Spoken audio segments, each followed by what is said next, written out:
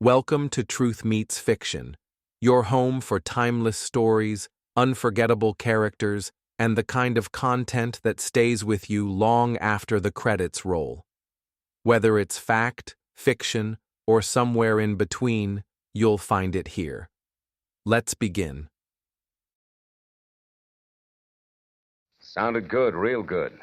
A weekend at Malibu, expenses paid with a cash bonus thrown in. But that was before I knew about the henchman, the redhead, and the corpse. These three and a white Panama hat ruined it all for me. From the pen of Raymond Chandler, outstanding author of crime fiction, comes his most famous character as CBS presents The Adventures of Philip Marlowe.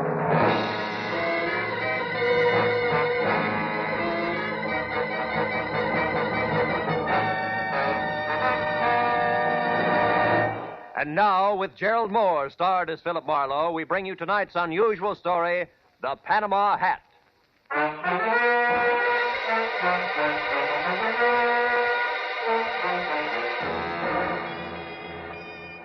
I was sitting in my office bombing the ashtray on my desk with paper clips, wondering what kind of a job a private detective gets when clients stop calling completely. I was seesawing between the picture of me as a well-starched huckster and the more comfortable portrait of Marlowe, author in English tweeds, man of distinction. And the telephone brought me to a rude awakening. Marlowe speaking. My name is Isabel Gordon, Mr. Marlowe. I must see you at once. My husband Bruce is in terrible danger. Could you possibly meet me in an hour at the Pelican Inn? It's a small roadside place on the way to Malibu. I'll explain everything then. Pelican Inn, 1 hour, Mrs. Gordon.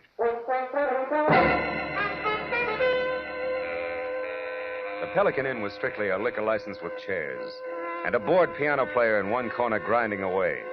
The place was empty, and I was about to order a drink when the front door opened and a woman entered. She was tall and thin and right out of Harper's Bazaar, from double ankle-strap shoes to close-cropped hair. One look at her fear-crowded eyes, and I knew it was Isabel Gordon. I got up and introduced myself. Then we went to a table, and she started to talk. For 2 weeks now, Mr. Marlowe, my husband Bruce has been receiving unsigned, threatening letters. I'm almost sick with worry. I don't know what to do. Now, wait a minute, Mrs. Gordon. The first thing to do is to get hold of yourself. And tell me the whole thing right from the beginning. Yes, all right. Well, first of all, Bruce and I have only been married a little more than a year.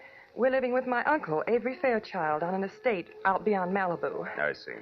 What does your husband do for a living, Mrs. Gordon? Why, he's a photographer. Movie or commercial? Well, at present, it's neither. You see, Bruce has been terribly unsettled since the war.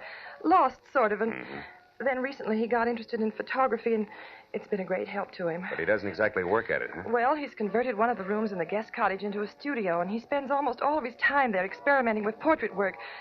But he doesn't actually have a job, if that's what you mean. How does that appeal to your Uncle Avery? Oh, I'll be honest with you, Mr. Marlowe.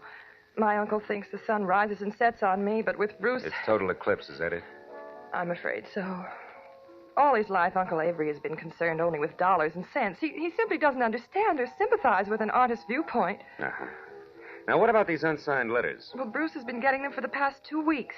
They're always made up of words cut from newspapers and pasted on ordinary paper. That's a cheap stunt. What do they say? Each one threatens my husband's life.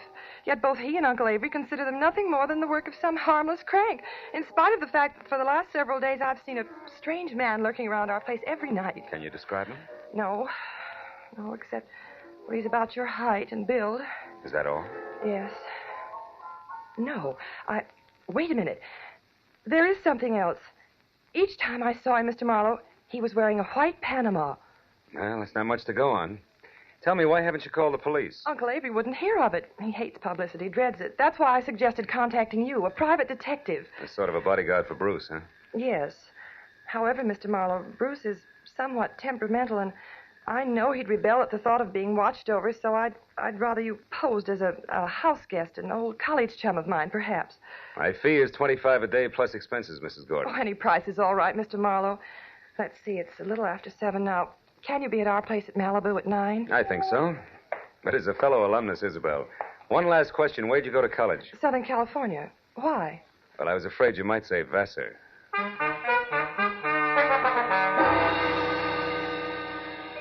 After Isabel left, I remembered that I was already on my expense account. So I had a tasteless, cold, hot blue plate special and a burned cup of coffee. Then I stepped out of the Pelican Inn and headed across the paved parking lot to my car. It was already dark, and I was admiring the full moon and the beautiful wash it made over the ocean when it happened. Hey, mister! What the? You all right, mister? Yeah, I think so. Thanks to your sounding off. That nut was aiming right for you. Yeah, looks that way. Did you happen to get his number? No, What about his I face? didn't. Can you describe him? No, matter of fact, I only noticed one thing. What was that? The hat he was wearing. It was a white Panama.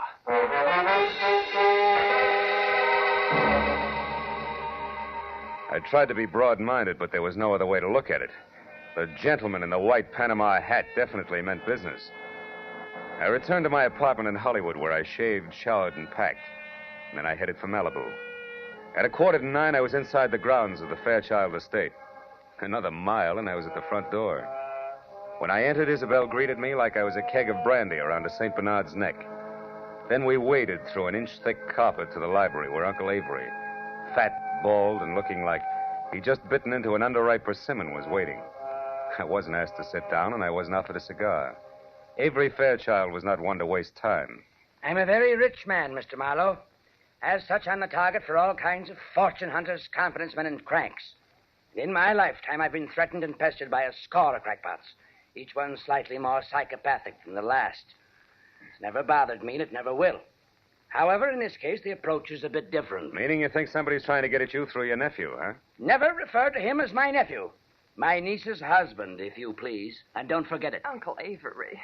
Isabel, my feelings about your husband are no secret. You're being unfair, Uncle Avery. Just because Bruce is an artist and he... Artist, is he? Why, Isabel, that man's no more an artist than I am a horse jockey. Good evening, everybody. Hello, Bruce. Hello, darling. You were saying something, Uncle Avery? Bruce, I want you to meet Philip Marlowe. We were great friends at school, and when I heard he was in town for a while, I insisted that he spend a weekend with us. How do you do, Mr. Gordon? It's a pleasure to have you with us, Mr. Marlowe. You're very welcome. I do the welcoming around here, Bruce. Mr. Marlowe's had a long trip, and I'm certain he'd like to turn in early. Bruce, darling, he's going to stay in the guest cottage, the room next to your studio. Will you show him there, please? Oh, I'll be glad to. By the way, Isabella, I'm going to work late, so I'll say good night to you now. Good night, dearest. Good night, sweet. Please be careful. Yes, Bruce, by all means, be careful. Remember, the true artist belongs to posterity. Or something.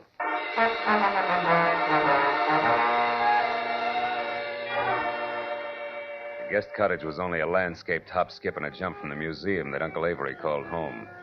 And as Bruce and I strolled along a flagstone path, I feigned a deep interest in photography. That was all my host needed. He struck at the bait like a shark with malnutrition. Well, Mr. Marlowe, it didn't even occur to me that photography might be one of your hobbies. Isabel never said a word. Well, good for Isabel. I'm strictly a dabbler. Now, tell me, Mr. Gordon, how long have you been at this? Portrait work? Hmm. Oh, about 6 months. You see, I divide my time between my studio here and a school I attend in Hollywood. That way, I capture both the theory and practical experience at the same time. Oh. Well, here we are. Would you like to see the studio? Yes, I would. Here, let me get the lights. Wow. This is all right, huh? Enlarger, 2 cameras, dark room. Are these your pictures? Yes. What do you think of them? I don't know exactly. They're certainly different, huh? They are unusual, aren't they? Yeah. You see, Marlowe, each picture is actually made up of 2 separate studies which are superimposed. I call it interpretive photography. Uh-huh. Now, this one.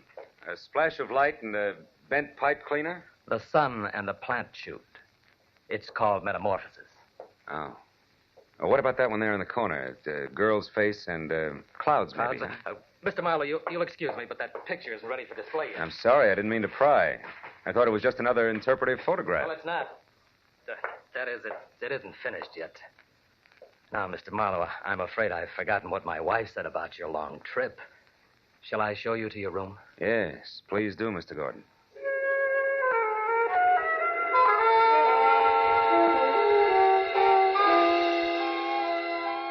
My room on the other side of the guest cottage was wider than Hollywood Boulevard. After Bruce apologized for his display of temperament and bid me a polite good night, I climbed into the silk pajamas that were laid out for me, stretched out on the bed, and tried to figure who belonged to the white Panama hat. About an hour passed, and I wasn't getting any sensible answers.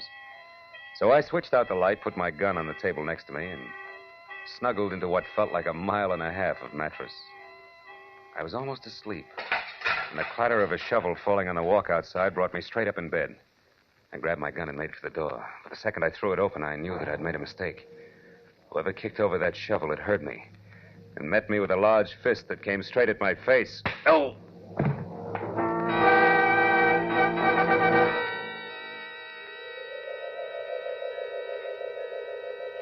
As I came back into the world, I was embarrassed to find myself alone and flat on my back.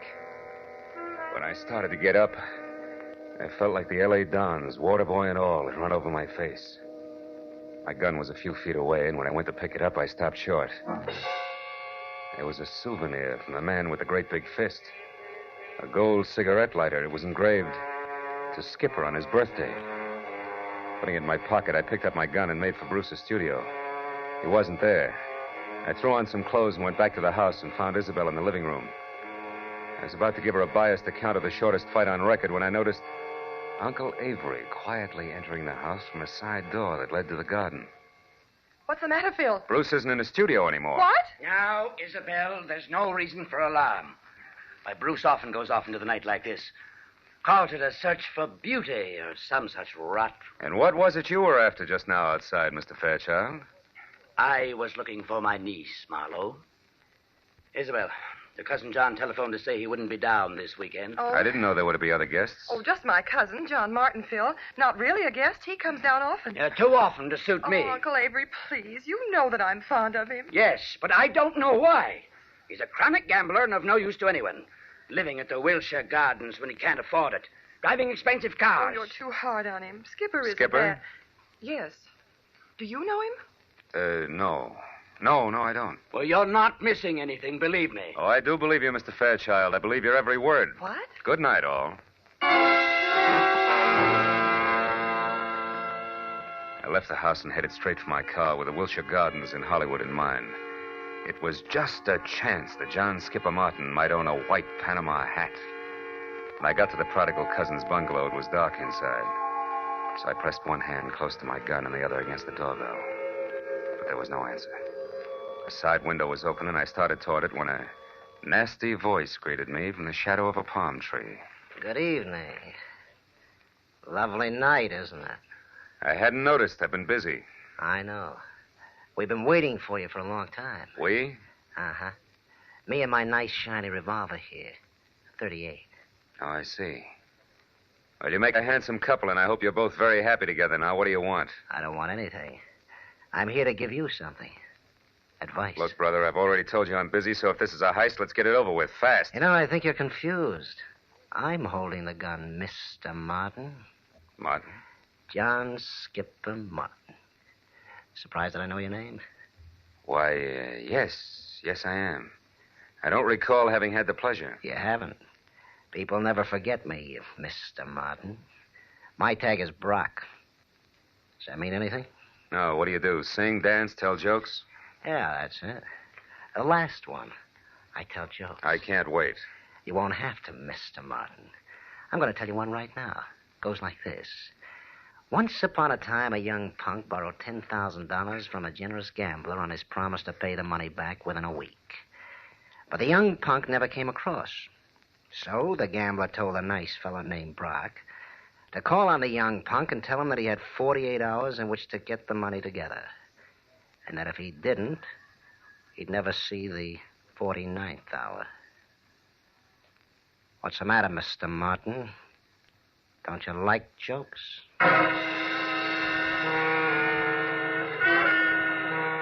Brock grinned, shoved his 38 into a shoulder holster, and walked away. As soon as he rounded the corner, I went to the open window and climbed in. I rummaged through 2 closets looking for a white Panama you-know-what. I was about to search a third when I heard something that brought me to a dead stop. It was a key in the front door lock. I closed my right hand over the gun in my pocket, moved flush against the side wall, and waited. But the moment the door swung open, the telephone rang. And the hulk of a man that entered went straight for it. He was wearing a gray fedora. Hello? Oh, hello, Isabel. What? Bruce? Are you sure? But that's impossible. I mean, things like that just don't... Excuse me, Isabel. I think I have a visitor. I'll call you back. Reach, Mr. Martin. Who are you? My name is Brock. You owe a client of mine $10,000. He wants his money in 48 hours. I'll get it. I swear I will. I'll have it right here, on time, all of it. How are you going to do that, Mr. Martin? I've got a way. Someone's going to give it to me tonight. Why? Why? Because it's the healthy thing to do. That's why. That's all you wanted to know, isn't it? That's all. Good night, Mr. Martin.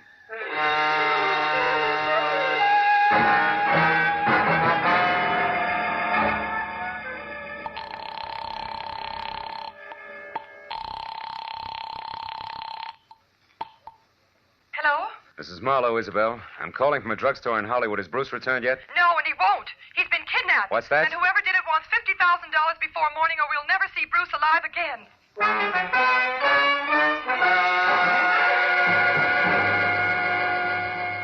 As I walked to my car opposite the Wilshire Gardens, I felt like my brain had spent the night in a cement mixer. I was about to head back for Malibu when I suddenly saw Skipper Martin dash out of his bungalow and pile into a long, glossy convertible. I followed him out to the Pacific Palisades, where he made a call at a little house which sat on a bluff overlooking the sea. Once he was inside, I moved up quietly and saw that the name on the mailbox was Miss Carla Winters. I crawled up to a lace curtain window where I could see what was going on. One look at Miss Winters made the damage I was doing to my tweeds worthwhile. She was strictly Dragon Lady, with flaming red hair and a waist you could span with two hands, if you were lucky enough to get that close. And the rest of the measurements fit just perfect. Why, you sniveling coward, you wouldn't dare open your mouth about us. Wouldn't I? Listen, Carla, I've got myself, Skipper Martin, to look after. First, last, and always. You remember that. Why should I? You've always been cheap talk and no more. Look at you now. You're in trouble, so what do? You holler blackmail. Go on, get out of here. Get out of here before I kill you.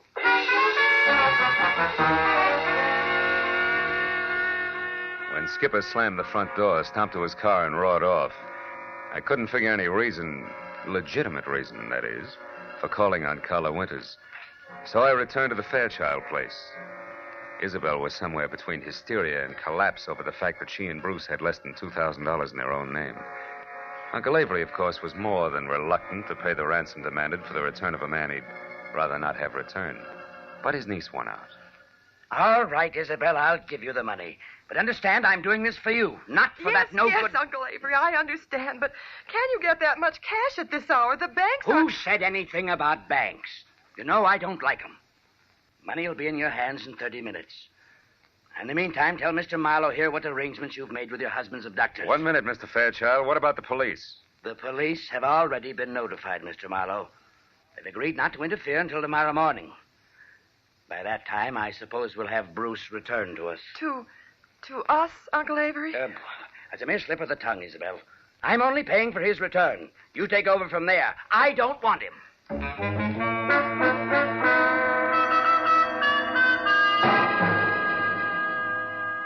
A half hour later, Avery Fairchild handed me a bundle of bills which added up to $50,000 cash. The bills seemed slightly dirty. The old geezer must have had them buried someplace. For a moment, I couldn't help thinking, boy, to get at this place with a shovel sometime. But then I got back to the more pressing matters at hand. I wrapped up the money in a shoebox, and I drove north along the Pacific Coast Highway. I covered the 60 miles to the rendezvous, which was a junkyard near Ventura, in about as many minutes. Then, according to instructions, I slowed down to 10 miles an hour. I blinked my lights twice, tossed out the shoebox. I was just about to resume my speed when the headlights of an approaching car fell on a man as he darted back into the junkyard. And I saw what I'd been expecting all the time. The white Panama Hat. But I was still playing by the rules. So there was only one thing I could do about it. I slammed my foot down on the accelerator and kept it there until I reached the nearest telephone, where I telephoned Skipper Martin at the Wilshire Gardens. It was just possible that he owned two hats. But that little balloon exploded in a hurry.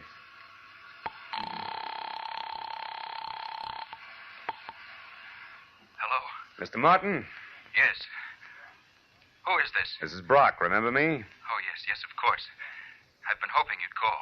You mean you got the money right now? Well, no, not this minute, but I will have it in a couple of hours. You're sure, Mr. Martin? I'm positive, Brock.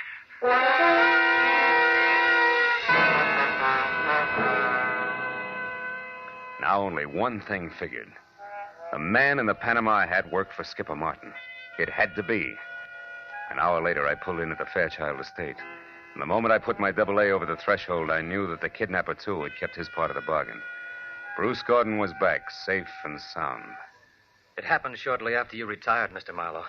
I was working in my studio when a man wearing a white Panama hat. Yes.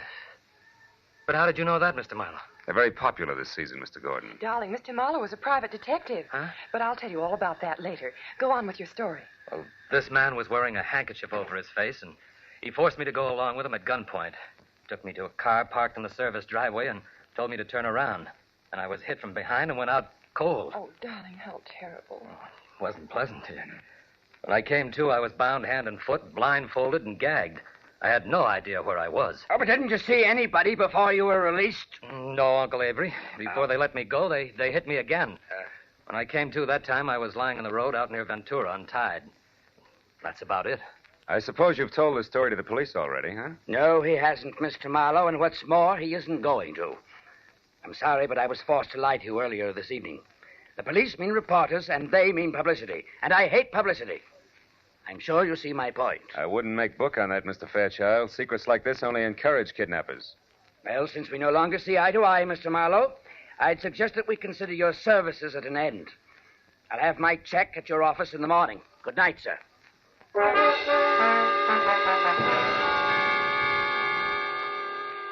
Avery Fairchild wasn't the kind of a man you argued with.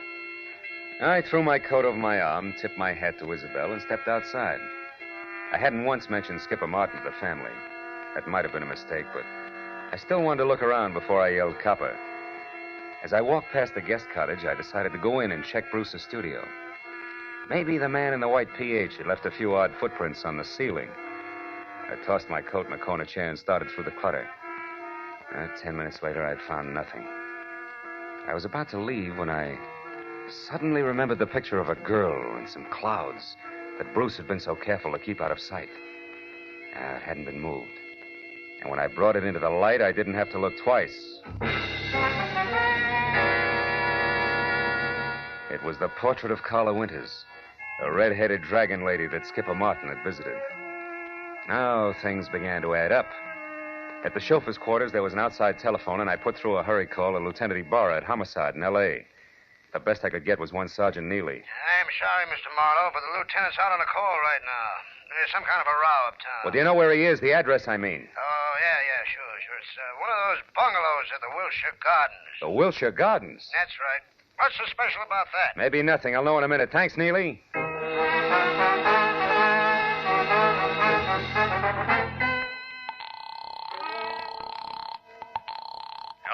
This is Marlowe, Ibarra. What brings you to Skipper Martin's at this late hour? Well, it seems as though some person or persons unknown fired a gun several times a little more than an hour ago. 4 shots, to be exact. Well, you think Skipper Martin fired them? No, Marlowe, I'm sure Martin didn't fire them. You see, he stopped them, personally.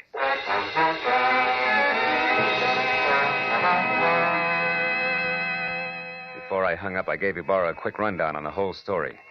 After making me feel like a schoolboy for keeping him in the dark so long, he told me to sit on the Fairchild's front steps until he got there.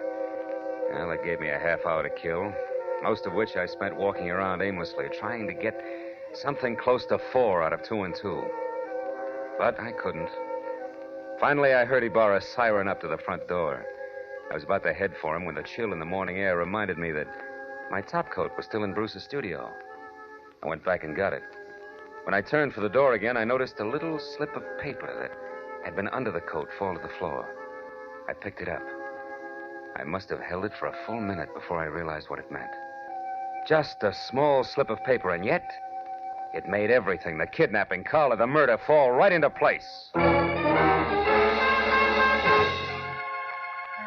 I entered the living room at the house, one glance at Isabel and Bruce told me that she'd already knew about Skipper's death. Only Uncle Avery, who was not one to shed crocodile tears, hadn't changed.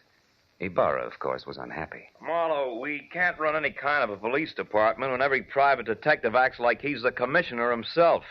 Why didn't you call me when this business first began to smell? You know better. I'm sorry, Ibarra, and I hate to sound immodest, but I happen to be one of the two men in this room who can name Bruce Gordon's kidnapper and Skipper Martin's killer. You know what you're saying, Marlowe? I think so.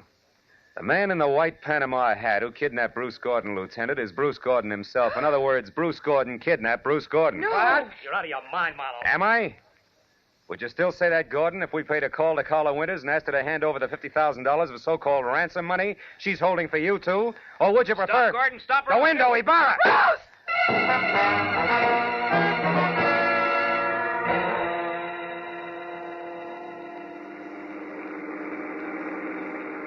Then, in other words, Marlowe, Bruce, who eventually planned to divorce Isabel and marry Carla Winters, wanted to have a little stake, like $50,000 around first. That's right, Ibarra.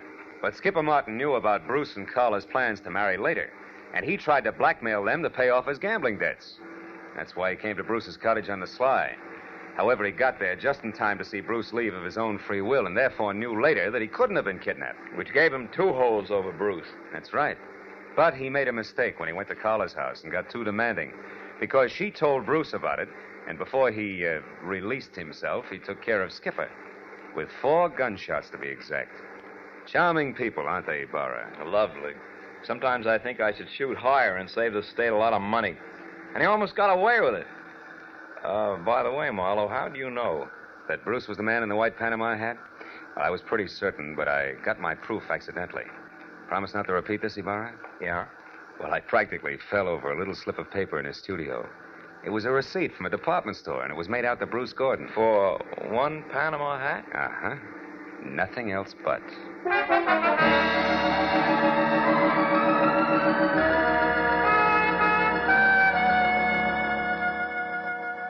When I finally got back to my place on Franklin Avenue, the sun was already up. And the people who work at nice, sane jobs were beginning to fill the streets.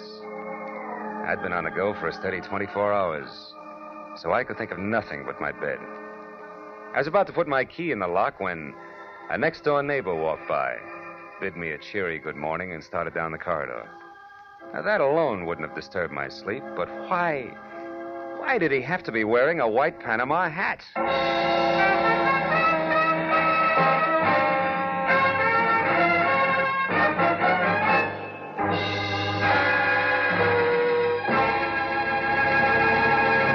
The Adventures of Philip Marlowe, created by Raymond Chandler, stars Gerald Moore and is produced and directed by Norman MacDonald.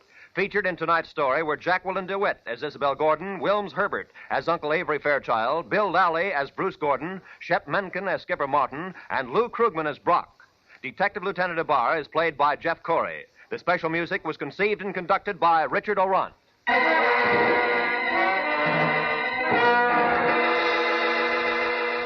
Be sure to be with us again next week at this same time when Philip Marlowe says... When her will was read, everybody figured she'd been crazy when she wrote it, and that included me. But I changed my mind after spending the night on an island with a pig, a cat, and an ape. Because in reality, they were people.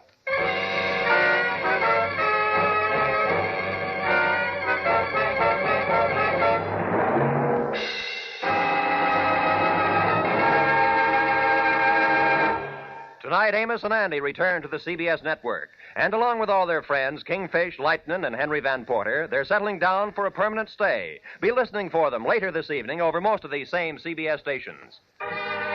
This is Roy Rowan speaking for CBS, the Columbia Broadcasting System.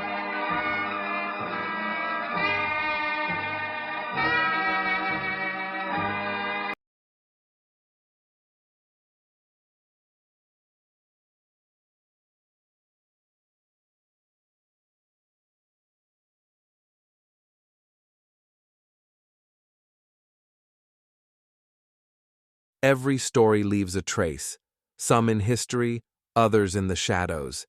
If this one made you think, question, or shiver just a little, you're in the right place. This is Truth Meets Fiction. Until next time, stay curious, stay sharp, and don't believe everything you're told.